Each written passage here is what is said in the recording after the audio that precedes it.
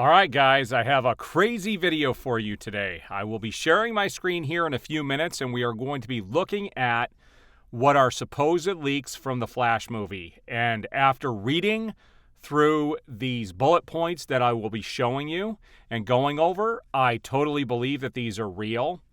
And this is, with everything we've heard go back and forth with the filmmakers and the comments that the director has made, Ben Affleck has made, and everybody else, I totally believe that this is what is scheduled to happen. And we're going to see if they have time to fix this debacle. If you don't want to know anything about the Flash movie, I suggest you turn away now and not watch this video, because what I share is going to be on you after this. And I'm going to go through each of the bullet points, and I'm going to talk about what this means and what we should expect down the line. But here's what I will tell you. It is obvious that through these leaks that they are leaving the door open to have the Snyderverse restored, but it is going to be royally effed up during this film, and that's very apparent. The good news is they do make reference to Zack Snyder's Justice League specifically in the film. And so it is canon, and this film is going to do a lot, not necessarily to erase those things, but it definitely changes the timeline. And what this means is if it's going to be corrected, we would have to wait for another Flash movie or for the next film for him to fix everything that's kind of fricasseed. And this would make sense as to why, with the Batgirl movie coming out, that Ben Affleck will not be a part of it.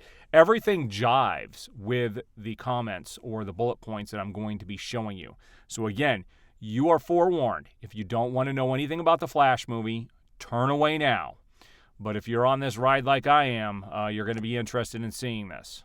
All right, so let's take a look at this here. This is a post on Facebook, and I'm gonna basically go through these bullet points, okay? So I'm gonna read this, and you can follow along here. But it says the movie begins with Barry Allen in the line at a restaurant to get a fancy sandwich when Batfleck calls him for help dealing with some terrorists. Barry speeds off just as the terrorist detonates a bomb under a hospital, causing it to topple. The Flash is able to save everyone, including babies falling off of the maternity ward. Meanwhile, Batfleck chases after the terrorists in the Batcycle, which we've actually seen in stills from the production, but nearly loses them until Wonder Woman shows up and helps him. There's another gag scene where both Barry and Batfleck touch Wonder Woman's lasso and reveal embarrassing secrets. Barry returns to the restaurant just in time as his fancy sandwich gets done. Barry is dating Iris West, who knows he is the Flash and remembers when he saved her from a car crash. She has a really small role, which is to be expected, especially if he's going to be traveling to a different time frame. Barry works at the Central City Police Crime Lab along Patty Spivot and Albert Desmond, who are jerks to him. And they are from the comic books. Barry and Batfleck later meet at the Batcave and discuss the murder of Barry's mother, which Batfleck is helping Barry investigate. Barry's mother was stabbed to death by an intruder while his father was in a grocery store picking up a can of tomatoes, and he was blamed and incarcerated for her murder. All right, so everything we hear so far is stuff that was already known about the film, the Flash film. He is traveling back in time to save his mom. That's what the whole Flashpoint story is.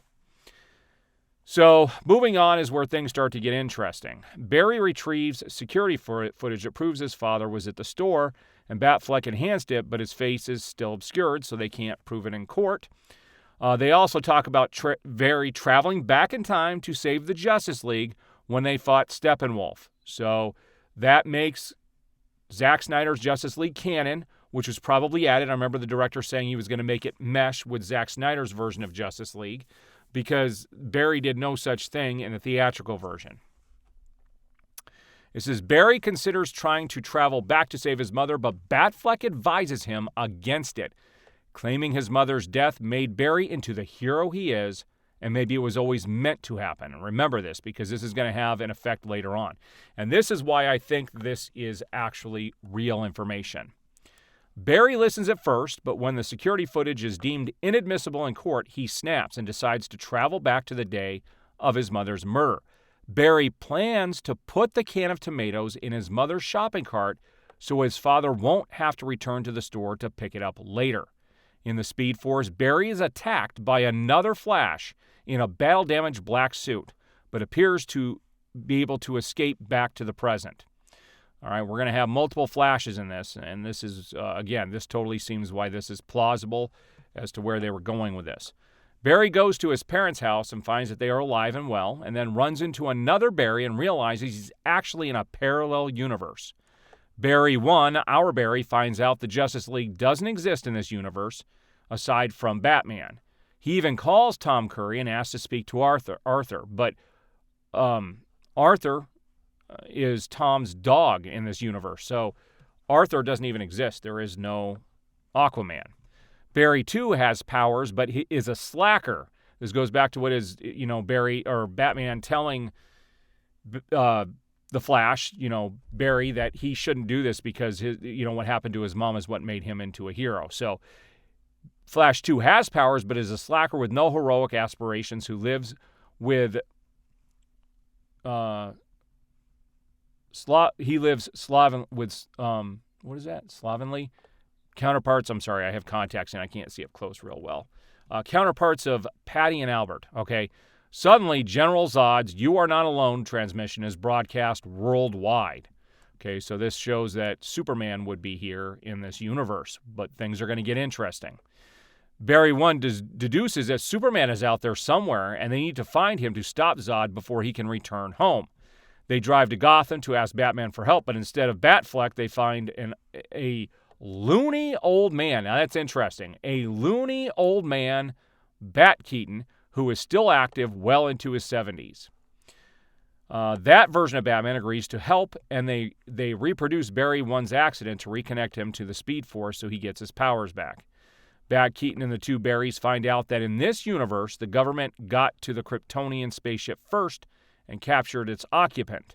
They track the Kryptonian to a secret military base and break in expecting to find Superman, but instead encounter his cousin Kara.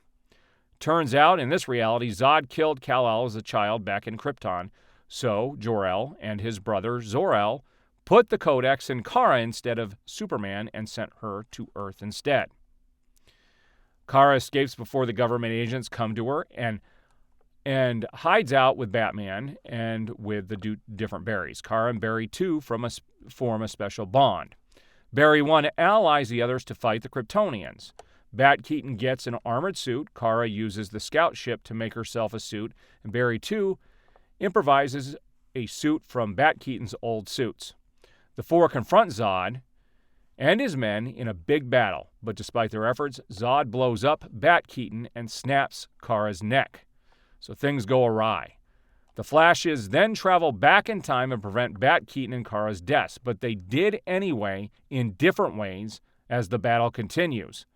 The Flashes keep trying to change the outcome of the battle until Barry 1 realizes that this is a fixed point, something that was always meant to happen to make Barry 2 a true hero.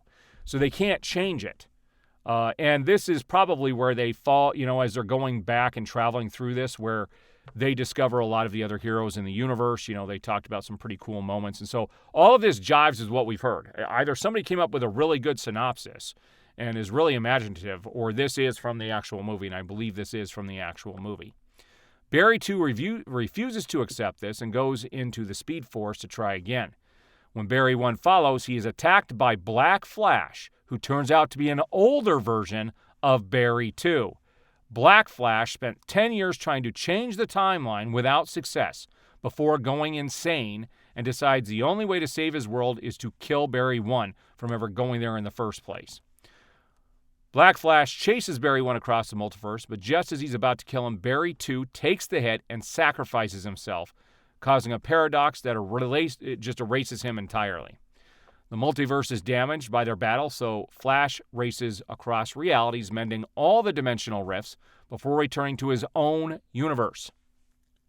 Barry has realized that his mother's death was meant to happen and that he cannot save her, but still goes to the grocery shop and shares a moment with her before she leaves without the can of tomatoes. That would be pretty touching, actually.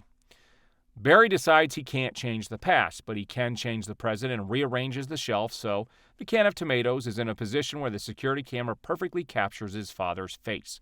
Back in present day, the footage is accepted as proof of his father's innocence, and he is released. As they celebrate, Bruce Wayne drops by, and Barry is surprised when it's Bat Keaton instead of Batfleck. A bus drives by with a picture of Wonder Woman, and Barry realizes their universes have merged into one. Supergirl flies down from the sky. They still remember the original timeline. Bat Keaton says they need to put together a team to protect this new universe and asks Barry if he's in, echoing a speech Barry gave when he convinced them to fight Zod. Barry smiles, cut to black. Okay? So this kind of goes back to what happened in the, Zack Snyder's Justice League, and in the theatrical one too, when Batfleck goes to Barry to ask for his help to form a team. Now here's where the mid and post-credit scenes come into play. Barry and Aquaman are hanging out at a bar when a drunken Aquaman, freaking out over the differences between the old and the new DCEU, chief among them that Supergirl used to be Superman. So it doesn't mean Superman is gone, but he's not there. Post-credits, Barry is in an apartment when suddenly the lights go out, the TV and computer screen flicker on, and Batfleck's voice is heard saying, "Find us, Barry. You have to find us." So they are stuck in the timeline, which means this would all be fixed by The Flash 2. All right, so there are the spoilers that were posted on the Flash movie, and holy crap, this meshes with everything that has been reported, everything that I've seen, everything the director has said, Ben Affleck has said, everybody. And I believe this is where they're going with this. It doesn't sound like a terrible movie, but here's what's upsetting about it. We would have to wait for a whole nother movie to be made for them to fix the whole thing, which is not what the Snyderverse is waiting for. This is something that needs to be fixed rather quickly. I don't mind if they release the movie like this, but we can't wait 3 or 4 years to fix and have a Flash 2 to fix all of this. I think they need to get in there and get it fixed a lot sooner than that. All right, what are your guys' thoughts on this? We're going to see where this goes in the future.